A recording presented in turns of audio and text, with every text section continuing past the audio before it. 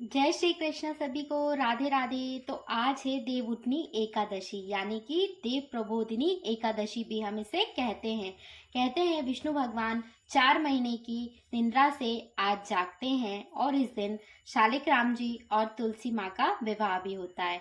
तो आज की इस कथा में हम कार्तिक शुक्ल पक्ष की देव प्रबोधिनी एकादशी का पाठ करेंगे। भगवान श्री कृष्ण ने कहा, हे युधिष्ठिर, मैं अब तुम्हें कार्तिक शुक्ल पक्ष की प्रबोधिनी एकादशी का महत्व सुनाता हूँ। इसका वर्णन ब्रह्मा जी ने नारद जी से कहा था, वही मैं तुम्हें बताता हूँ। ब्रह्मा जी बोले, हे पुत्र, अब पापों को हरने वाली, पुण्य और मोक्ष को देने वाली प्रबोधिनी एकादशी का महत्व सुनिए। इस एकादशी के दिन भगवान विष्णु 4 महीने शयन करने के पश्चात जागते हैं, इसलिए इसे देवोत्थान एकादशी भी कहते हैं। धार्मिक श्रद्धालु इस दिन तुलसी व शालिग्राम जी का विवाह आयोजित करते हैं। पृथ्वी पर गंगा तथा तीर्थ, समुद्रों, सरोवर का प्रभाव तभी तक रहता है जब तक कि देव प्रबोधिनी तिथि आती है। इस एकादशी के व्रत का फल 1000 अश्वमेघ फल और 100 रासुर यज्ञों के बराबर होता है। नारद जी ने पूछा, हे पिता, एक समय भोजन करके रात्रि को भोजन करना तथा सारे दिन उपवास करने से क्या फल मिलता है, सो आप विस्तार पूर्वक समझाइए। ब्रह्मा जी बोले, हे पुत्र, एक बार भोजन करने से 1 जन्म और रात्रि को भोजन करने से 2 जन्म तथा पूरे दिन उपवास करने से 7 जन्मों के पाप नष्ट हो जाते हैं। जो वस्तु तीनों लोकों में ना मिल सके वह हरि प्रबोधिनी एकादशी से प्राप्त हो सकती है। इस एकादशी के व्रत का प्रभाव में मेरु और मंदरांचल के समान भारी पाप को भी नष्ट हो जाते हैं तथा अनेक जन्मों के पाप भी क्षण भर में भस्म हो जाते हैं। इस प्रबोधिनी एकादशी का विधि पूर्वक व्रत करने से मनुष्य को ऐश्वर्य, संपत्ति, राज्य का वैभव प्राप्त होता है। उनके मृत नरक में दुखों से छुटकारा पाकर देवलोक को जाते हैं। विधि पूर्वक थोड़ा सा पुण्य कम अंत का फल देते हैं, परंतु विधि रहित व्रत चाहे अधिक किया जाए तो भी वह फल कुछ नहीं मिलता। संध्या ना करने वाले नास्तिक, वैद निंदक, धर्मशास्त्र को दूषित करने वाले मूर्ख, पाप कर्मों को सदैव रहने वाले, धोखा देने वाले, पर स्त्री का गमन करने वाले, इन सब मनुष्यों के शरीर में धर्म नहीं रहता। जो विधवा अथवा सधवा ब्राह्मणी से भोग करते हैं वे अपने कुल सहित नष्ट हो जाते हैं। पर स्त्रीगामी के संतान नहीं होती और उनके पूर्व जन्म के संचित सब कर्म नष्ट हो जाते हैं।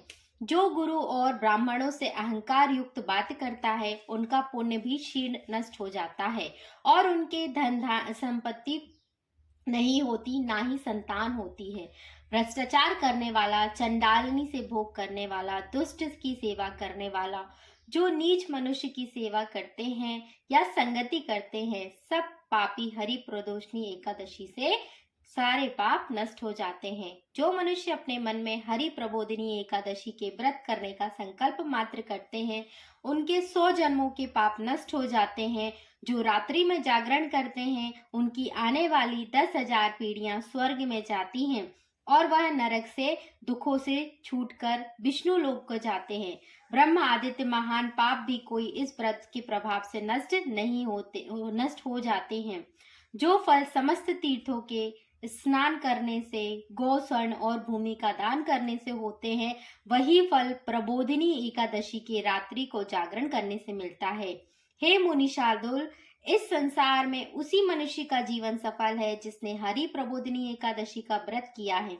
इस संसार में जितने भी तीर्थ हैं उन सब में स्नान करने, दान आदि फल का प्राप्त मिलता है। अंत में सब कर्मों को त्याग कर भगवान के प्रसन्नार्थ कार्तिक शुक्ला हरि प्रबोधिनी का व्रत करना चाहिए। जो व्यक्ति एकादशी के व्रत को करता है वही ज्ञानी, तपस्वी तथा तेजोंद्र और उसी को भोग तथा मोक्ष का प्राप्त होता है, क्योंकि यह विष्णु भगवान को अत्यंत प्रिय है। मोक्ष के द्वार को बताने वाली तथा तत्व को ज्ञान देने वाली उसके एक बराबर ही व्रत करने का फल अधिकार मिलता है। मन, कर्म, वचन तीनों प्रकार से पाप इस रात्रि को केवल जागरण करने से नष्ट हो जाते हैं। हरि प्रबोधिनी एकादशी के दिन मनुष्य भगवान के प्रसन्नार्थ स्थान, दान, तप व यज्ञ आदि करते हैं, वे अक्षय पुण्य प्राप्त करते हैं। हरि प्रबोधिनी एकादशी के दिन व्रत करने से मनुष्य के बाल, यौवन और वृद्धावस्था में किए गए समस्त पाप नष्ट हो जाते हैं। इस एकादशी में रात्रि जागरण का फल चंद्र सूर्य ग्रहण के समान स्नान करने से 1000 गुना अधिक होता है। अतः हे नारद, तुमको भी विधि पूर्वक यत्न के साथ इस व्रत को करना चाहिए। जो कार्तिक मास में धर्म परायण होकर अन्न नहीं खाते हैं, उन्हें चंद्रायन व्रत करने का फल प्राप्त होता है। कार्तिक मास में भगवान दान आदि में इतना प्रसन्न नहीं होते जितना कि शास्त्रों की कथाओं को सुनने से होते हैं। कार्तिक मास में जो मनुष्य भगवान विष्णु की कथा का एक या आधा श्लोक भी पढ़ते हैं या सुनते हैं या किसी को सुनाते हैं, उन्हें 100 गोदान का फल प्राप्त होता है। अतः अन्य सब कर्मों को छोड़कर कार्तिक मास में कथा पढ़नी या सुननी चाहिए। जो कल्याण के लिए कार्तिक मास में हरि कथा कहते हैं, वे सारे कुटुंब का क्षण मात्र में उद्धार कर देते हैं। जो नियम पूर्वक हरि तथा कथा सुनते हैं, वे 1000 गोदान का फल प्राप्त करते हैं। विष्णु भगवान के जागने के दिन जो भगवान की कथा सुनते हैं, वे 7 दीपों में समेत पृथ्वी के दान करने का फल प्राप्त पाते हैं। जो मनुष्य भगवान की कथा सुनते तथा वाचक को अपनी सामर्थ्य के अनुसार दक्षिणा देते हैं, उनको सनातन लोक मिलता है। ब्रह्मा जी की यह बात सुनकर नारद मुनि ने कहा, भगवान, एकादशी के व्रत की विधि क्या है, कैसे फल मिलता है, वह विस्तार पूर्वक समझाकर कहिए। ब्रह्मा जी कहने लगे, हे नारद, ब्रह्म मुहूर्त में जब 2 घड़ी रात्रि रह जावे, तब उठकर शौच आदि से निवृत्त होकर दंत धावन आदि करे। उसके बाद नदी, तालाब, कुआं, बावड़ी या घर में ही स्नान आदि करे। फिर भगवान की पूजा कथा कहे या सुने या फिर व्रत का नियम ग्रहण करना चाहिए। उस दिन भगवान से विनय करे कि भगवान, आज मैं निराहार रहकर व्रत करूंगा तथा दूसरे दिन द्वादशी को भोजन करूंगा, आप मेरी रक्षा कीजिए। तत्पश्चात भक्ति से व्रत का शुरुआत करे तथा रात्रि में जागरण करके भगवान के आगे नृत्य गीतादिक करना चाहिए।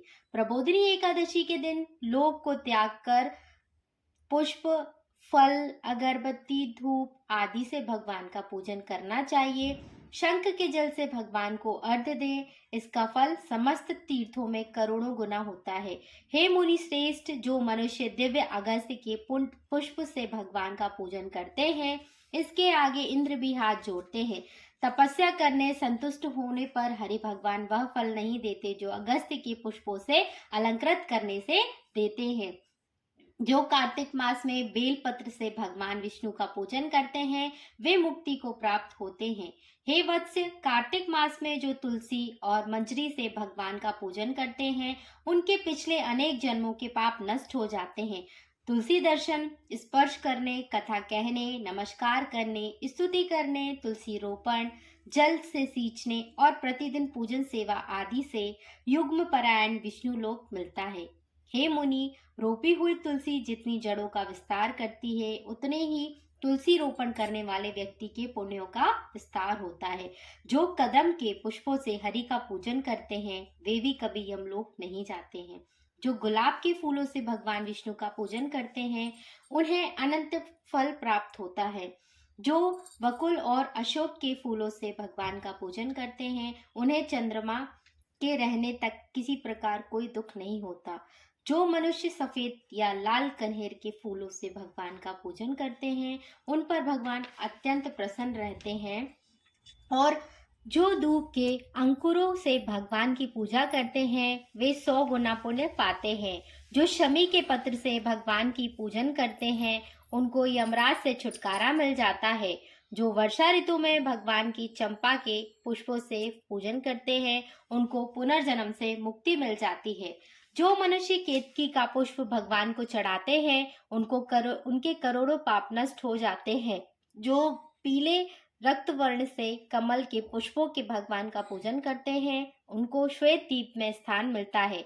इस प्रकार रात्रि में भगवान का पूजन कर प्रातः काल होने पर उठकर नदी पर जाएं, वहां स्नान करें, जप तथा प्रातः काल के कर्म करने के आकर घर पर विधि पूर्वक भगवान की शव का पूजन करें। व्रत की समाप्ति पर विद्वान ब्राह्मणों को भोजन कराएं और दक्षिणा देकर क्षमा याचना करें। इसके पश्चात भोजन, गौ और दक्षिणा देकर गुरु का पूजन करें। ब्राह्मणों को दक्षिणा देवे।